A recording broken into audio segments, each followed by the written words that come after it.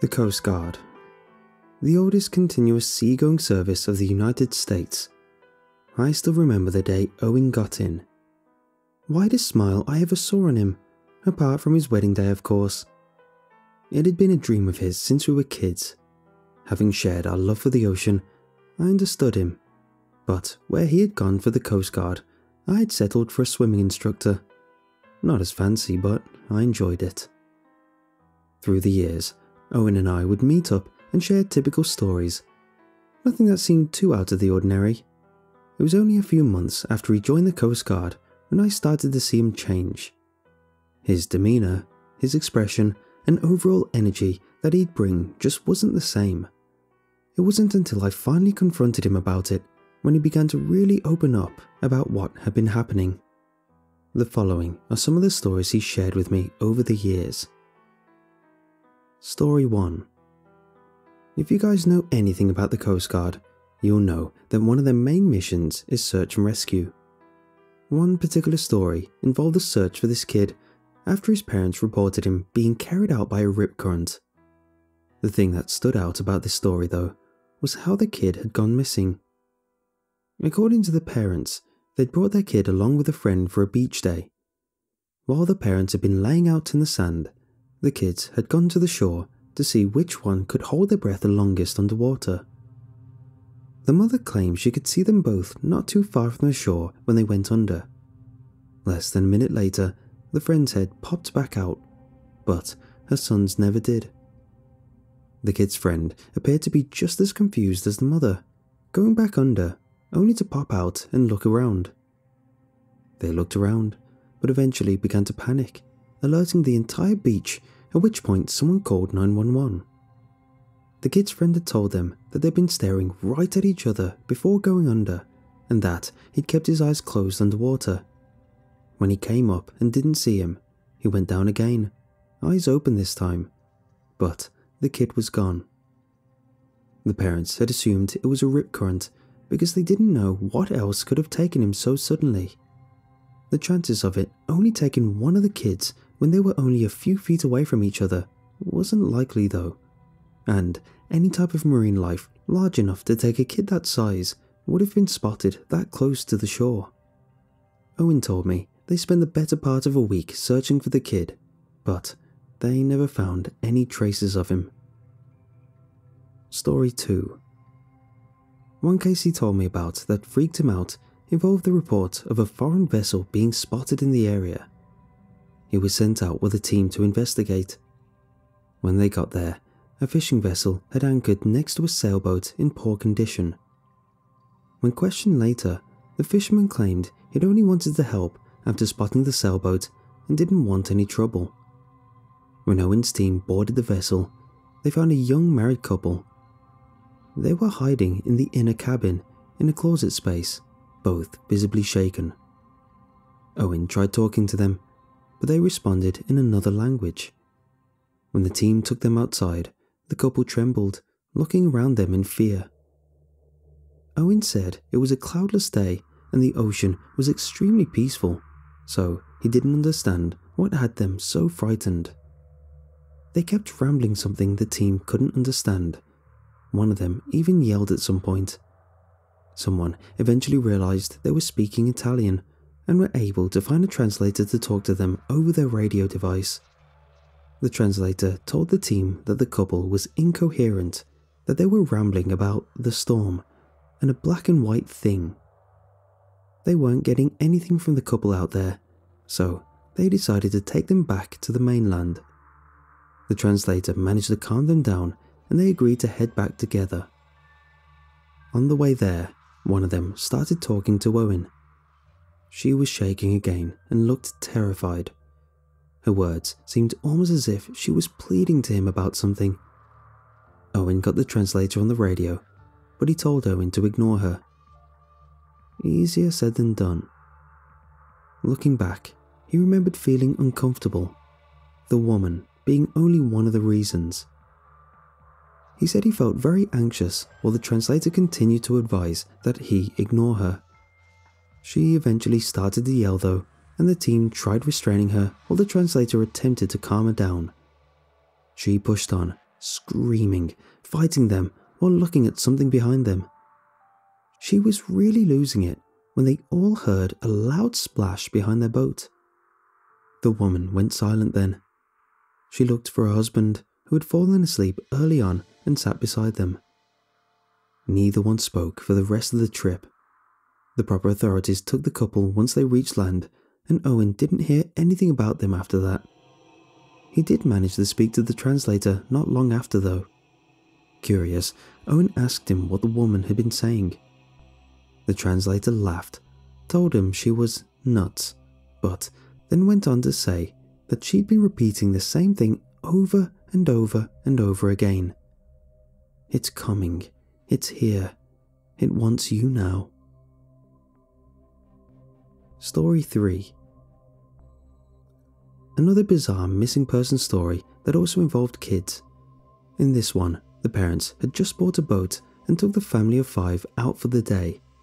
They had anchored themselves a bit out of the way from what Owen told me. At some point, the parents took their eyes off the kids.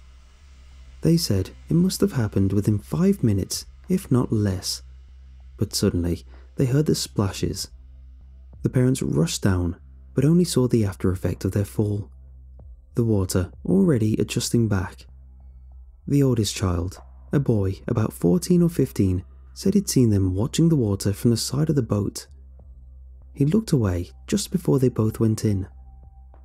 Both parents jumped into the water, but couldn't find either one of the kids. This was a girl aged 6 and a boy about 8. After failing to locate either one, the father radioed for help. When Owen's team arrived, they actually managed to find the little boy. His head had been poking out of the water not too far from where the boat had been anchored. Owen said they'd asked how he'd gotten so far out on his own, and the boy told them that a man with weird eyes had asked him and his sister if they wanted to go look for treasure together.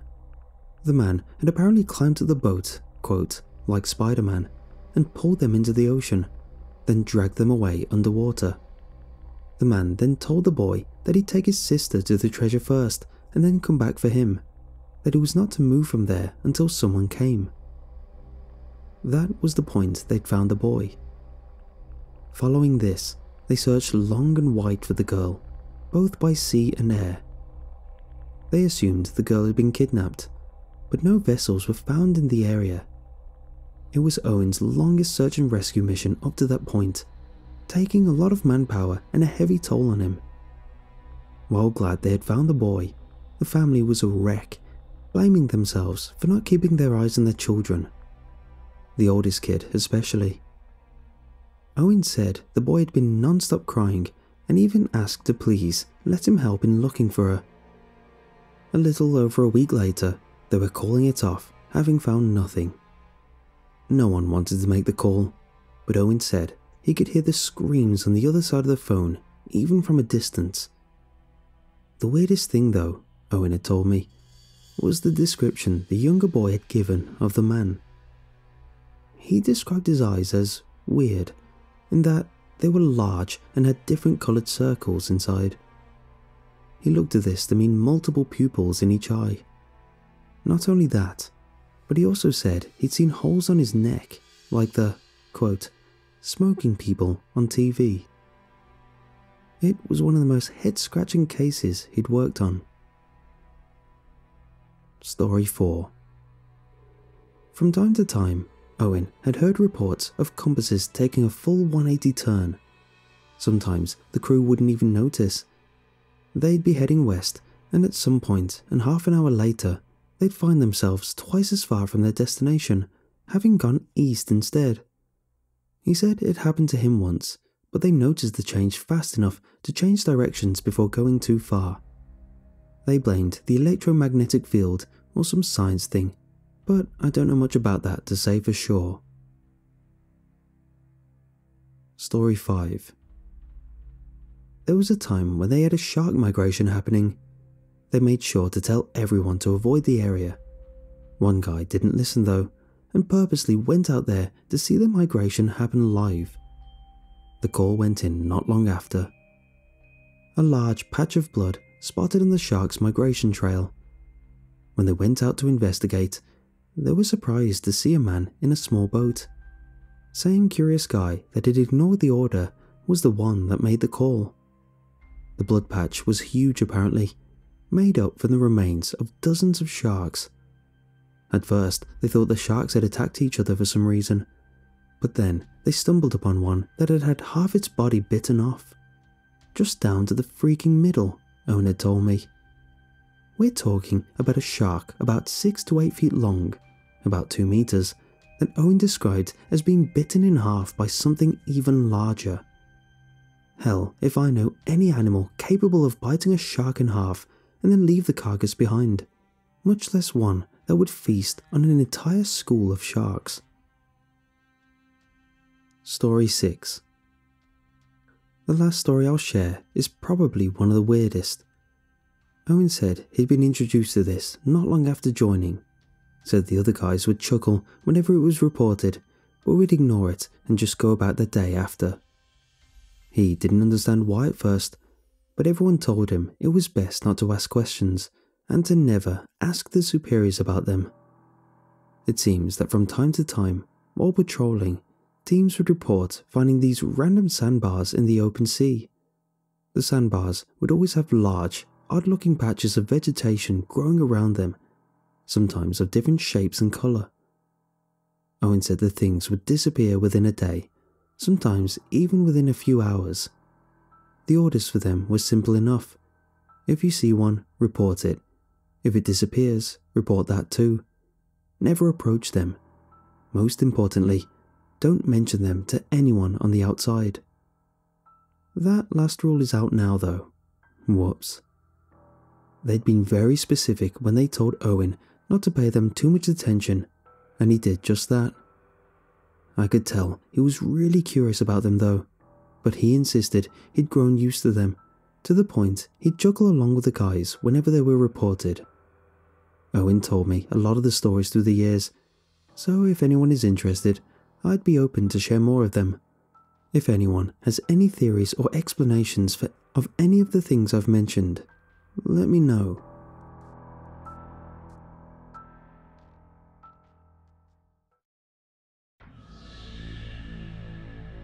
So I came back on recently and was surprised to see many of you found interest in Owen's stories.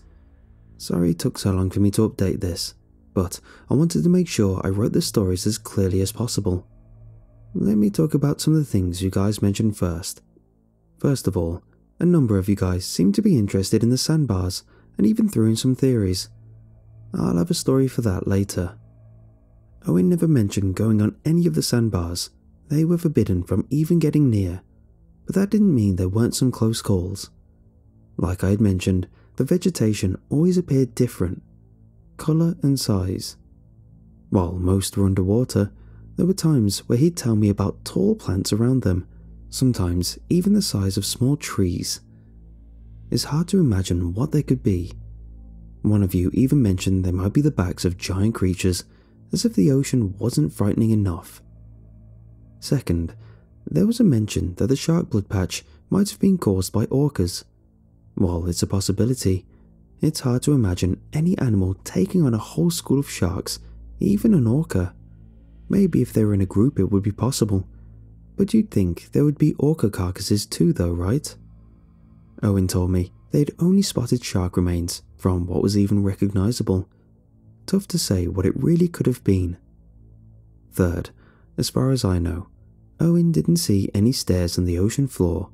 Sorry if that disappoints anyone. Remember that Owen is only one of many working out there though, and that most of the ocean floor has not yet been fully mapped. The possibilities are endless. Now, let's get on to the stories, yeah? First story. There were many cases of missing people, and many of them, if not most, typically involved children. Of course, there were some cases with adults too.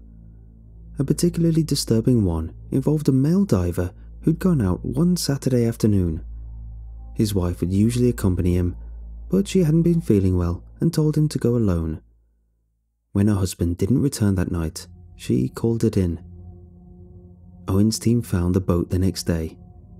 When they boarded, they found the man still in his diving suit. He was freaking out and had suffered a head wound.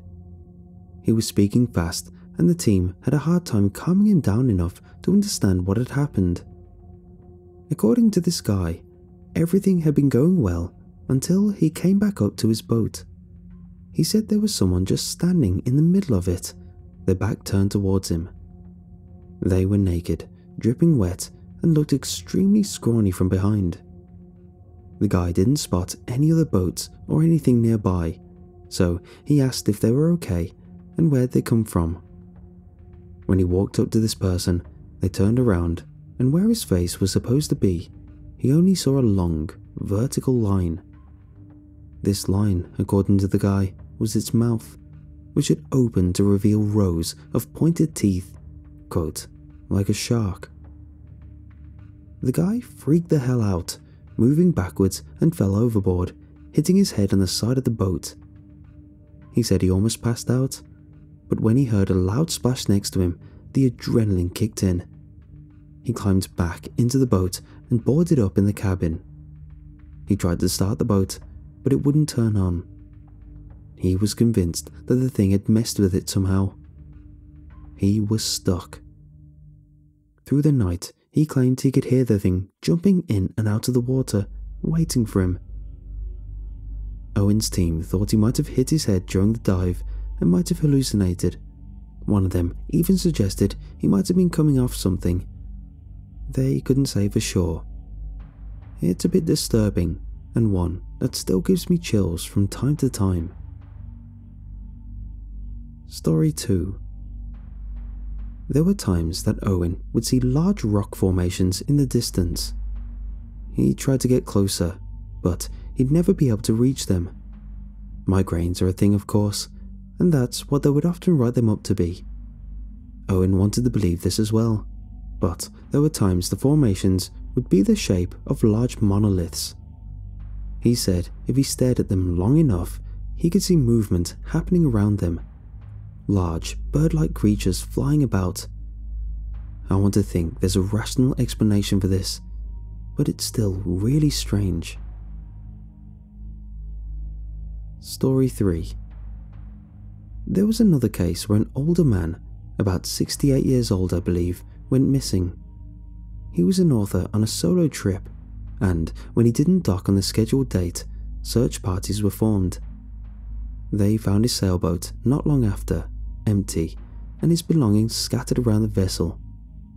They searched the area for days, but no traces of him were found. Having gathered a small following from his travels, independent searches were done on the side. Surprisingly enough, one of the searchers actually found a shoe and watch that might have belonged to the man. This boosted morale, and the searches continued far longer than first planned. Unfortunately, they never found anything else. It's a sad story, but the weirdest part about it? When they first boarded the old man's boat and found everything scattered around, they found the old man's other shoe, upside down on the head of the sailboat. That's the top of the sail. This left Owen's team scratching their heads. Why and how it got there? Your guess is as good as mine. Story 4. On one of Owen's first times going out on patrol, he overheard someone radio a RSB sighting. He had no clue what it meant, but didn't want to sound stupid. One of the older guys there caught his expression and nudged the others. They called him over and asked if he had any questions. Owen came clean and nervously asked what an RSB was. The guys chuckled, told him to relax, and that they didn't expect him to know the code. They changed course and soon brought him out for a view. Less than a kilometre away, about half a mile, Owen saw the sea take on a lighter shade of green. Tall plants poked out of the ocean around what looked like a small sandbar. Owen asked them what the hell that was, since it wasn't something he'd seen on any of the maps. One of Owen's buddies, a guy by the name of Brandon, tells him it's a random sandbar. He explains that they'll appear from time to time, so he better start getting used to them now. Owen didn't understand what he meant by them appearing, but Brandon explained these weren't always going to be in the same place, and not all of them would look like this. Sometimes the sandbars would be at a higher elevation, sometimes the vegetation wouldn't be the same colour or size, or even the same type. When he found one, he was to report it immediately. If he ever passed by and it was gone, he had to report that as well. Owen understood, then asked if they could get closer to get a better look. Brandon chuckled, told him the further away he stayed from them, the better. When he asked why, Brandon told him not to ask too many questions. Owen took this to mean that Brandon didn't know the answer himself. When he asked if he knew of anyone who'd gotten closer to the sandbars, Brandon declined to answer and said that they were forbidden from getting closer to them. Attempting to stand on them was out of the question. That if he wanted to stay in the Coast Guard, he better make sure to follow these rules and to never ask a superior about them. Like he'd said, Owen would be seeing them a lot, so Brandon wanted to make sure this was clear. Owen just nodded, not really buying the fact that random pieces of land and vegetation could just pop up or disappear. Brandon had been right though. Owen would often tell me about how he spotted another one every other week. The smallest he ever saw was barely 10 feet long, but it was surrounded by tall, violet vegetation taking the shape of small trees. The longest he saw was at least the size of a football field. This one was ragged, mustard-coloured vegetation that barely poked above the water. The sandbar was at a higher elevation as well. Owen itched to get closer to one, but he knew better than to disobey the commands. From time to time, he'd try asking around, very casually of course, and never to a superior, but he was always told to ignore them and not to give them much thought. I always thought he'd get a better answer one day. If he did though, he never told me. Story 5. I can't remember if Owen was actually involved with this next one, but I do remember him sharing it with me one night. There was this scuba diving expedition, mostly made up of tourists, I believe. They took their groups out to one of the better spots where they could see all the good stuff. You know, like the turtles and the colourful fish and stuff. What the tourists like and all. So, the 20 or 30 minutes they charged for are up, and the crew starts blowing their whistle or whatever to get the tourists back to the boat. Everyone comes back and they start counting them, making sure no one's left behind in open water and all. This woman and her daughter are looking around at everyone as the counting is happening, and when the crew says they've got everyone, the woman objects. She tells them they are missing one more person. The crew asks her what she means, and she tells them how her and her daughter had been watching the turtles when another diver in a white suit came up to them from behind. He motioned for them to follow him, and both did. He guided them through some of the corals and towards the entrance of some underwater caves. They claimed the view was amazing from outside, but the mother realised they were starting to get too far from where the boat was, and was scared they wouldn't hear the crew call them back. She grabbed the daughter and started to swim back. The daughter said she looked behind them and saw the diver floating by the cave entrance, waving at her. The crew was confused when they heard the story, especially because all of their gear was either blue or black. They counted everyone again to make sure. One of the crew even went back in the water to see if they could find the diver, but there was no one else around except for the turtles and some fish. He couldn't even find the caves they had mentioned. Everyone felt uncomfortable when they had no other choice but to go, ignoring the thought that they might be leaving another diver behind. It's possible the crew called it in and some further search being done of the area, and that's how it eventually got to Owen. But, like I said, I'm not entirely sure where Owen got it from, but I just know it freaked me out when he told me. Story 6. The last story I'll share today is actually a bit funny. It depends on your sense of humour though. Mine can be a little screwed up. Owen once told me about an anonymous call about possible drug smugglers in the area. Apparently the person on the phone had sounded more ticked off than worried, which stood out to the responders. They sent the team out to check it out. While no drug smugglers were caught, what they did find was a boat of 8 college kids, anchored and high off their mind. So they gather these kids up, right, do a head count, take their IDs, search the boat for drugs, ask for their story, the whole thing, you know. So they managed to ID 6 of them and find no additional drugs apart from some alcohol. The others are either too gone to understand or claim they can't remember where their IDs are. One of Owen's buddies tries to play good cop on the kids, tells them that if the 3 can just come clean and let them do their job, they'll escort them back to land and let the 9 of them off with only a warning. Owen said one of the girls got really confused at the statement, although she didn't say anything about it. She just had a look, he told me. He thought it was just the drugs at the moment. It took some time, but the remaining 3 eventually gave them what they needed. Turns out the boat belonged to one of the kids, a gift from their rich yet uninvolved father for doing who knows what in school.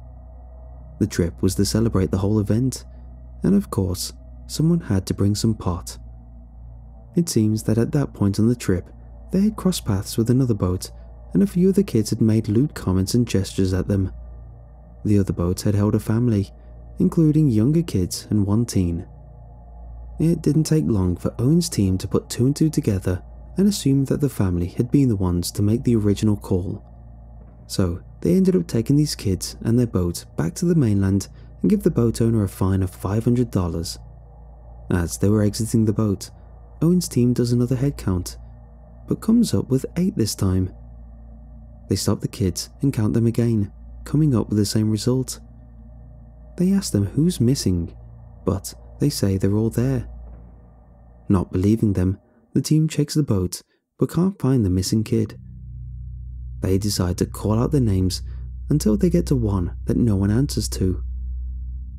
It was something like Marian or Gioran or Gioren. I can't remember exactly, so apologies for that. All the kids are confused at this point, since they have no idea who that is. The girl that had looked confused before tells them that all 8 of them are there now. But Evan, the one who tried to play good cop, says that they counted 9.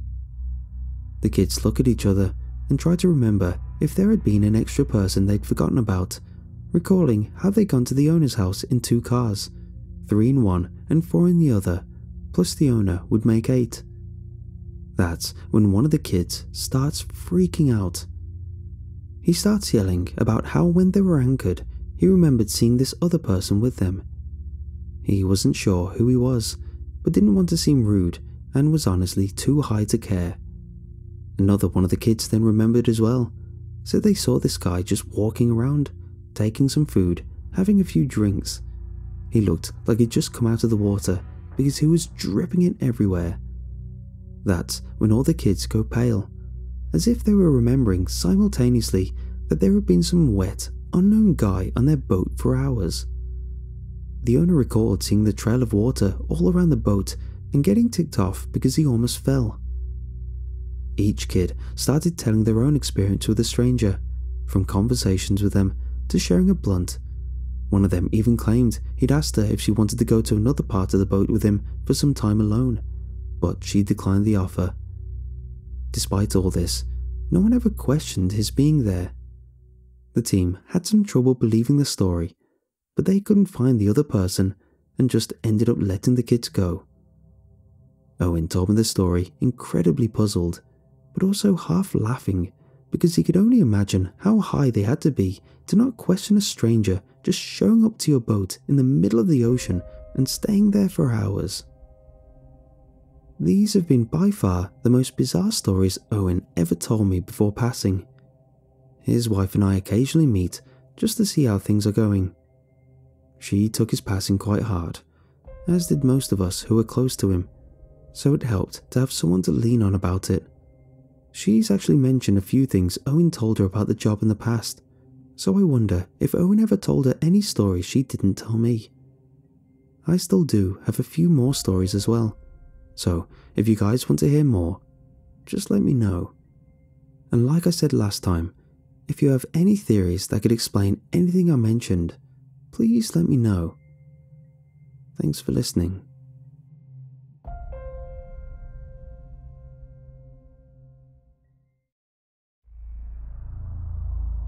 I know it's been a while, but a number of things have happened that's kept me from being able to write this all down. I'm really glad to know you're all enjoying Owen's stories this much. Like in the previous part, I'll start by addressing some of the things you guys brought up. First, as far as location goes, I can say that Owen was in one of the United States' major coasts. I'm unsure of the repercussions that could come from having shared Owen's stories, so I want to remain as anonymous as possible. He still has a wife and kids here after all, and the last thing I want is for something to happen to them if they're ever suspected of being involved with this. Second, someone asked about Owen's passing on the last update, so I wanted to cover a bit more of that here. If you're triggered by the mentions of suicide, this is your warning.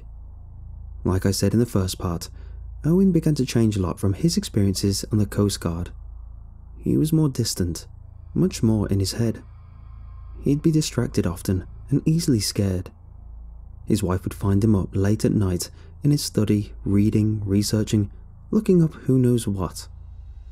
It was troubling because it wasn't the same Owen we knew and cared for. We tried to help however we could, and it seemed to work at times, but overall, we couldn't stop whatever had gotten into his head. One night, Owen just up and left his house sometime after midnight.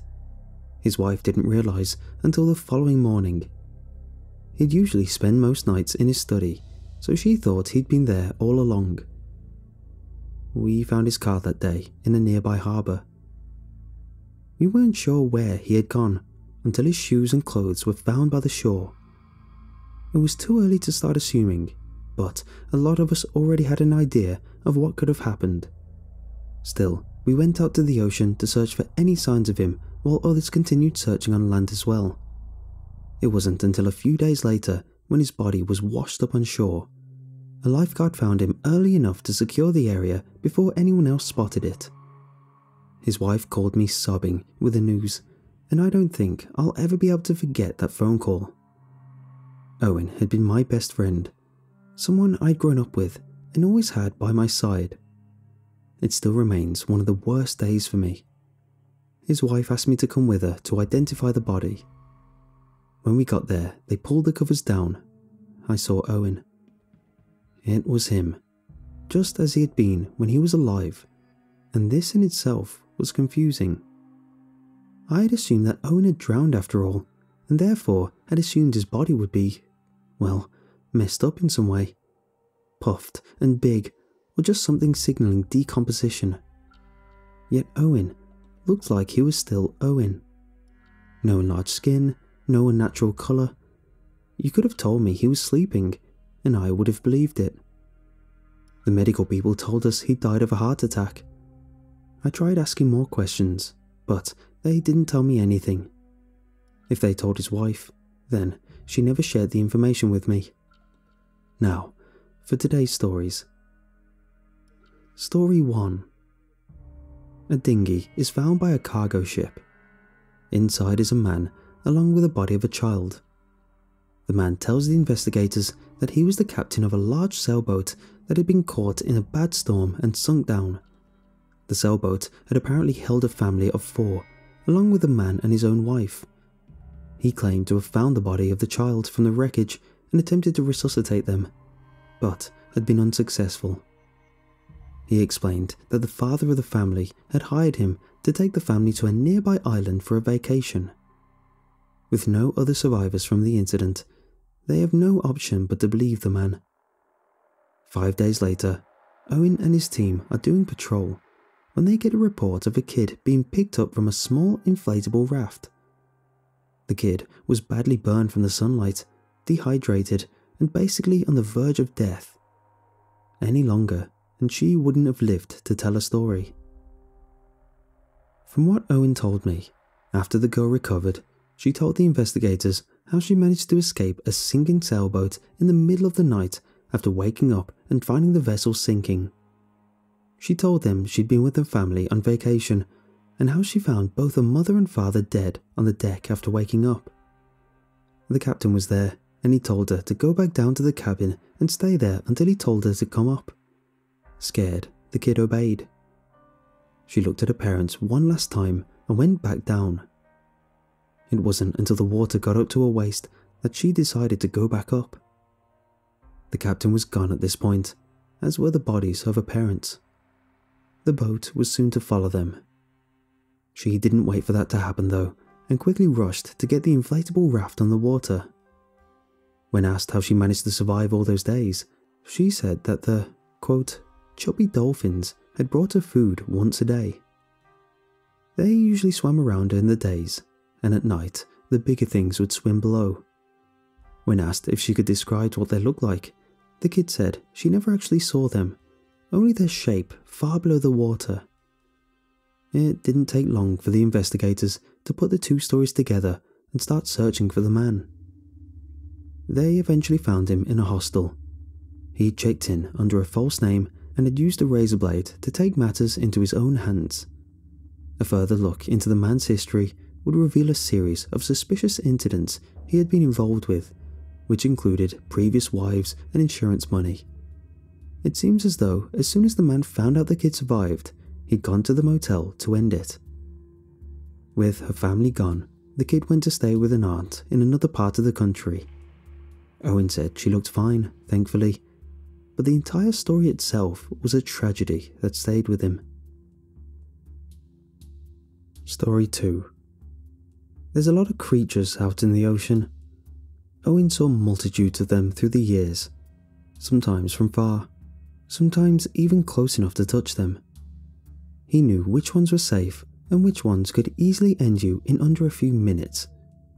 Shark sightings came and went, but one thing Owen told me was both majestic to see but also scary as hell if they were too close, was whales. One particular story involved a guy who was kayaking just out in the open ocean for some reason. His family reported him missing after a few hours of not having heard from him. Search team goes out and finds the man stranded on a buoy. When they asked what happened, the man tells them how things had been going well until this massive whale just knocked him out of the kayak and proceeded to sink it. He all but stared down at the animal before swimming faster than he ever had before to the buoy while the whale chased him down. The man had looked at Owen and told him it was the biggest thing he had ever seen. I know this one wasn't actually scary, but Owen and I had a great laugh about it for a few nights. Story 3. This next one is probably one of the freakiest stories Owen told me. I can still picture him shaking as he told me what had happened. I can't say it didn't freak me out as well, but it was one thing to hear it and a completely other thing to experience it. Owen said it started out with a search for a missing boat. Two sisters had gone out to the ocean for a day off and away from everything. Hours had passed though, and no one heard anything back from them. Teams were dispatched to search for the girls, and Owen's was a 3-man team with Brandon on board as well. The team searched for the rest of the day, but none by air nor sea could spot the girls' boat. Night had fallen at this, and Owen's team was called back. They decided to do one last sweep of the area before returning. Keep in mind it's pitch black at this point, since they're not near the coast at all. Owen told me the boat was going really slow, and he and Brandon stood outside looking around with searchlights when he suddenly started to feel dizzy. He was about to tell Brandon when the boat came to a halt. Owen recalled being unable to let go of the side of the boat, fearful he might fall.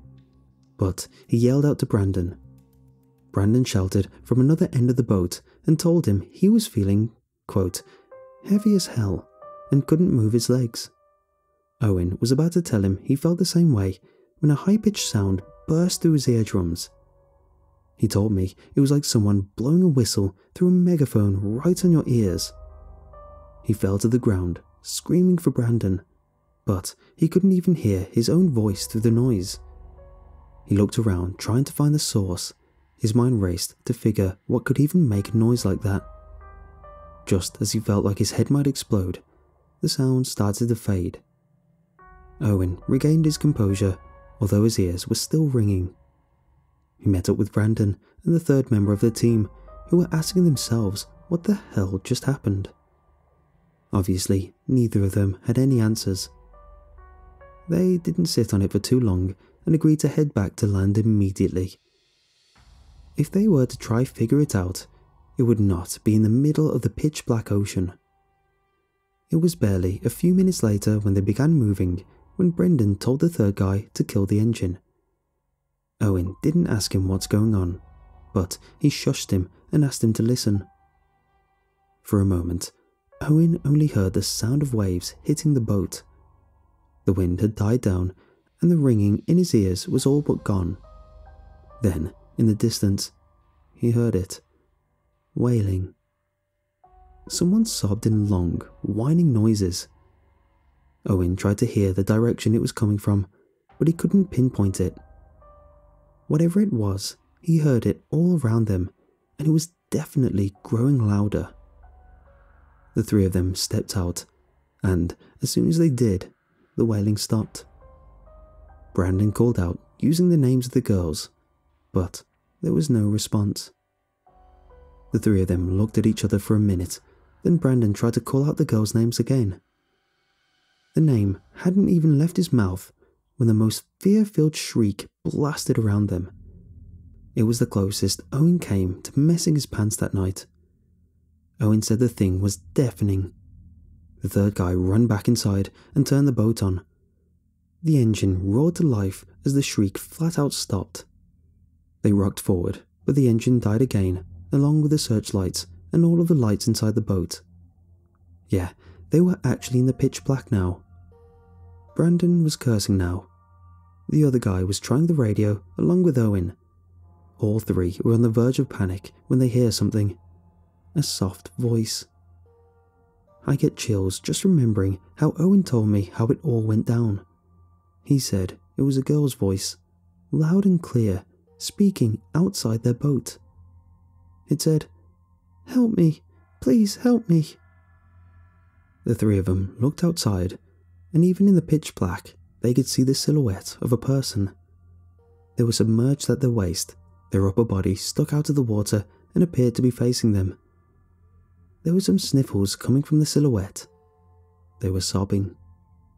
Brandon asked if they were alright, but Owen felt like something was off. He tried to tell him, but Brandon walked closer to the edge. Brandon asked if they could swim closer to the boat. The silhouette didn't move, but they heard it again. "Help me, please help me," followed by a number of sniffles and sobs. Owen told me a wave of fear passed down his body, and he froze. Brandon stopped right where he was, just a few feet away from the edge. Owen shouted at it, his voice breaking, and asked what it wanted. The two of them waited. The silhouette still didn't move. He could hear the sniffles, but he realized that the noises weren't coming from the figure. He whispered at Brandon when it happened again. "Help me, please help," followed by the sniffles and sobs. Owen and Brandon didn't say anything to each other. They just both ran back inside and shut the door behind them. The crying, the sniffles, it wasn't coming from whatever that silhouette was. Something else was making the noise. Owen said whatever it was had been surrounding the boat, repeating the sounds over and over again. Each time, the noises sounded closer, and the last one sounded like it was right by the boat. The three men stayed inside the boat for a few minutes, the third guy trying to get the boat to turn back on. Suddenly, the light came back, the motor roared to life, all three of them jumped at the power returning. They didn't waste any time and put the vessel on full speed back to land, not stopping or slowing down until they docked. Brandon and Owen both asked some of the others that had been out if they had seen or heard anything weird, but no one could say that they had. Say what you want to say, but Owen was freaking the hell out when he told me about this, and I still think it's scary as hell. I don't even like to mess with the dark in my own home, but I can be a little brave from time to time when I get hungry in the middle of the night. But the dark in the middle of the ocean, where you can't run away or leave, and have no idea what might be waiting for you in the water? No. Hell no. As for the sisters, they didn't find them. They did find what some thought could have been the remains of their boat, but I never found out if it was verified or not. Story 4. So I mentioned last time how I would try to see if Owen's wife had any stories he might have not mentioned to me. Long story short, she didn't. At least she said she didn't. When I asked her about it over the phone, she got really quiet. I had to make sure the call hadn't dropped until she spoke up again. She suggested I speak to Brandon if I was interested, as he wasn't in the Coast Guard anymore, and even gave me his contact info. She said Owen had mentioned Brandon a number of times, and if anyone had stories to tell, it'd be him. I had actually spoken to Brandon once before, in Owen's funeral. He hadn't been looking too well, and mostly remained secluded from the bigger groups there. It was a short conversation, if I could even call it that. He'd come up and offered his condolences, then retreated and disappeared from the funeral entirely. It's something that stands out to me even now. When I called him, the line remained quiet on the other end. I said, "Hello," again, and a low voice asked who was calling. I introduced myself and asked him if he remembered me from the funeral. He ignored the question and asked what I wanted. I got to the point and brought up some of Owen's stories, casually mentioning the sandbars. He cut me off. "Shut the hell up. You need to shut the hell up right now," he whispered into the phone. I wasn't sure what to say, but he continued, "You need to meet me tonight, 8 p.m. He proceeded to give me directions rather than an address, and then warned not to answer any unknown calls. He hung up. I was confused, but also concerned that Brandon might not be doing well. He sounded paranoid, and the warning was bizarre on its own. Did he think someone was listening to us? I considered not showing to the 8 p.m. appointment, but something told me I should. The directions he gave led me to a small local diner. Not many people were in, but I spotted him in one of the booths in a corner. He wore a dark jacket and a hat that covered half his face. He looked up when I walked in, so I could recognize him, but I barely did. He had a long, wavy beard and heavy-looking bags under his eyes. He'd lost weight as well, which only added to how bad he looked. He told me a lot of things, some that I'll disclose after the stories. But man, this whole thing is freaky, honestly. One of the stories he told me was actually the previous one I just shared with the silhouette and the noises. Brandon helped fill a lot of the blanks for me. This next story talks more about a time before Owen had joined in. A new guy had joined their ranks recently, and they were out in one of their first patrols. Let's call this guy Jerry for clarity. So, they're pretty out there, and Jerry was just keeping an eye out for anything when he spots something and quickly goes to tell the others. When the rest of the guys check it out, they chuckle amongst themselves and actually get closer to it so Jerry can get a better look. If you haven't guessed now, Jerry spotted one of the sandbars. As they get closer, the team gives Jerry the explanations and warnings as they did with Owen. If you see one, report it. If it disappears, report that too. Never approach them. They made sure he understood before going back to chuckling and laughing about them. I actually asked Brandon why they laughed, but he said it had been a thing they did. No real explanation to it, and they couldn't really ask about it. Jerry seemed to understand the rules, but like anyone else, he had questions too. How could he not? Hell, Brandon admitted he had questions too, but most were never answered. Out of everything he'd asked though, there had been one thing that had jumped out at Brandon. It wasn't even so much the question, but how he'd asked it. So, no one has been on them before? Keep in mind, this was at a point when all the guys were laughing about it and the serious tone had dropped. Brandon told him he hadn't liked how Jerry asked the question, almost as if he was taking it as a challenge. Brandon even went as far as talking to the more experienced member of their team about it. He told him that he would be keeping an eye on him, but not to worry. Brandon remained skeptical about it and would actually keep an eye on Jerry for some time. Nothing happened for some time, and Brandon eventually backed off. That was until Brandon was away for some time. He said he didn't even remember why he was away, but when he came back, he noticed Jerry wasn't there anymore. He asked some of the guys, but they told him to talk to the more experienced member about it. They didn't want to say anything that wasn't theirs to say.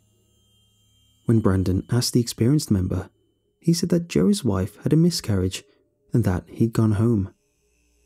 Brandon didn't buy it and continued to push the guy for more answers. He didn't understand why the others wouldn't have just mentioned that to begin with, and why Jerry had never mentioned his wife being pregnant in the first place. The experienced member didn't like this. He dragged Brandon into a room and locked the door, then ordered him to sit down and keep this stuff to himself. Brandon didn't understand what was going on at first. The guy sat in front of him, scratching his head, rubbing his head, trying to get the words together. He told him they weren't supposed to be discussing this, but he asked Brandon if he remembered the warning about Jerry and the sandbars. Brandon said he did, and the guy told him he'd been right. He didn't go into the details of how it happened, but he said Jerry had somehow done it. He'd gone to one of the sandbars. The guy told Brandon they'd seen him on it, waving, dancing on it, just looking around. Brandon only assumed he must have swam to it because the guy wouldn't answer how Jerry had reached out without the boat. Nothing happened to Jerry in the short time he was on the sandbar, and when he came back, he was all smiles, telling them how someone had finally gone on one. The guys asked if he was alright, if he felt anything or had seen anything. Jerry told them there had been a slight sense of vertigo when he stood up on it, but it quickly went away. His body had felt heavier, and there was a feeling of dread as if he'd turn around and find someone standing behind him. Other than that, nothing really happened. He chalked everything to be a mental thing because of how mysterious the sandbars had been made out to be. When he heard about this, the more experienced members confronted Jerry, told him he was an idiot and clearly didn't know how to obey clear orders. It was hours later when the call came through about Jerry's wife. He hadn't even known she was pregnant. That's a sensitive issue on its own, but apparently Jerry really loved his wife and wasn't about to jump into any conclusions. He headed out to see her just as a storm brewing. Bad storm, the guy had said. The type that knocks down big-ass branches all over the roads and makes the ocean go crazy. Last he heard of Jerry, he'd made it to the hospital and was going to look for his wife's room number. After that, there was nothing. The experienced member told him that was all he knew. Brandon asked if it was because of the sandbar, although he admitted to me that it sounded insane to even ask. But the guy didn't respond directly, just saying that bad things happen when people get too close. He didn't want to hear from anything about Jerry after that. To this day, he has no clue what happened to him. Story 5. These next ones aren't exactly stories, but Brandon mentioned some of the most awful things he'd seen out there. Most of the things he told me involved the recovery of bodies. In the ocean, most bodies tend to sink as they get filled up with water, and if they wash up on shore, they're usually eaten by animals. However, there were times when they'd somehow find bits and pieces of people that appeared to have been left behind by some unknown predator. Out in nature, he said, your age, beliefs, gender or race didn't matter. If you got lost, chances are something would be coming for you one way or another. He talked about finding the bodies of so many kids and a lot of the elderly too. Clothes were torn from wherever the creatures decided to take bites out of the bodies. Their skins pale and grossly deformed, eyes bulging out, if they still had them. it was part of the job, he'd said, and with time, one was desensitized to the horrors of death they'd see. Some had stayed with him though. Memories, like pictures in his head, would not go away. He listed them to me as if their order had been memorized in his mind. The body of a surfer who'd gone missing months prior. His arm and part of his torso had been ripped off. A GoPro camera was still attached to his head. He'd washed up on shore one morning. No one knew how the body had managed to not sink to the bottom of the ocean, or how it had stayed in one piece apart from the arm and torso. The GoPro was still functional, didn't provide any clues, and the last video was entirely corrupted. The upper body of a teenage girl. After the tide had gone down, they found her arms sticking out of the sand. Her hand was bent in an abnormal position, and everything below her waist appeared to have been ripped off. A pair of severed feet in an inflatable raft. They belonged to two different people. Nothing else from either one was found. The body of an elderly man found by scuba divers. His clothes were gone. The body was entirely intact somehow, except for the head, which had been removed at the neck. The remains of a child, body and all, except for the eyes and the eyelids, which had been removed. The autopsy later revealed the body was also missing a kidney, the large intestine, and both lungs. Story 6. This last story involves the search for a lost vessel after a storm. Brandon was working with a group of divers on this one. The diving team in his group was made up of 3 people, 2 men and a woman. The 3 went under in the later hours of the day, while Brandon and the crew stayed above waiting for their return. Time passed as the diving team didn't seem to be finding any sign of the vessel when their communication was suddenly lost. It would have been fine had they only lost contact with one of the divers, but they lost contact with all 3. Brandon panicked, but the veteran of the group advised that he needed to relax. If they didn't hear back soon, they'd radio for assistance. Brandon was still pretty new himself when this happened, so he did as he was told. It wasn't too long after that when they heard someone come up from the water, followed by loud gasps of air. He rushed to the side of the boat and spotted the 3 divers. Their masks were off and their gear was missing. The team helped the divers back up, and Brandon could immediately tell something was off. The veteran member spoke up first though, and asked what happened and where their gear was. One of the male divers explained that the group had seen a shape on the ocean floor that they thought might have been the lost ship, so they moved in. He said he wasn't sure how or when it happened, but at some point the 3 got separated. He tried talking to the team above, but that's when he noticed that contact had been lost.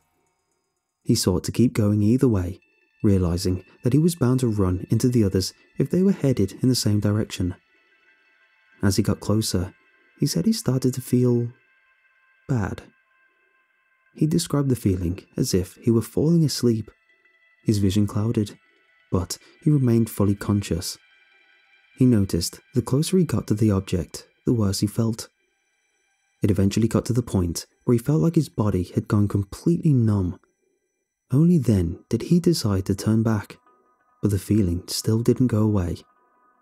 The gear began to feel heavier then, causing him to struggle even more on his way back. At one point, he said he even let himself fall because his limbs started to burn from the effort. He continued to struggle until he finally got close enough to the surface to loose the gear and swim up.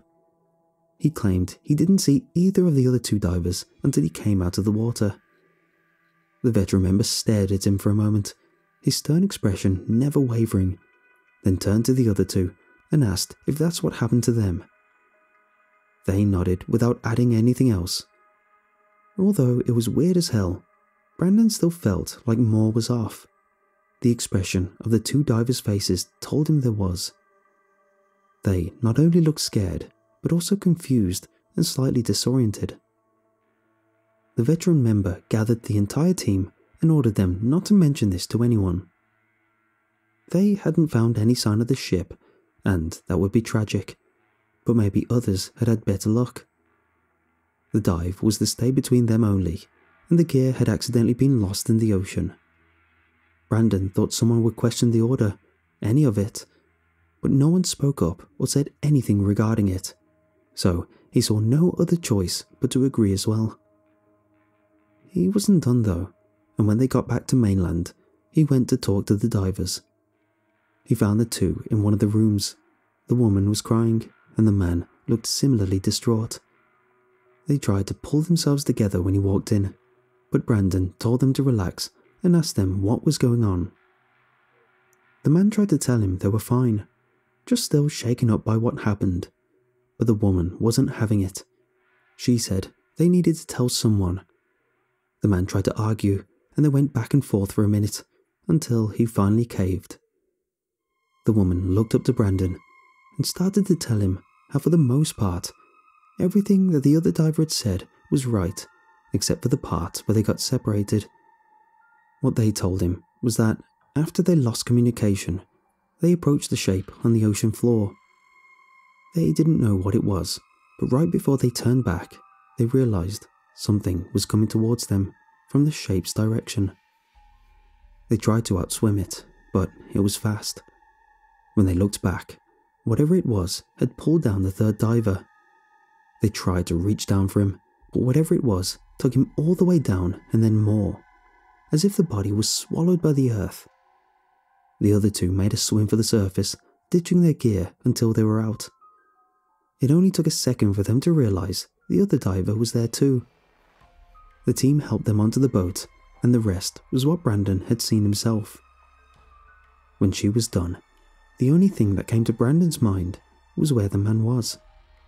Not the diver, but whoever it was that had come up with the two. Brandon told them he needed to tell the veteran member about it, and they agreed. The team looked for the man everywhere, but they never found a trace of him. It was all kept between them, with the veteran handling it with the higher-ups, and nothing was ever done after that.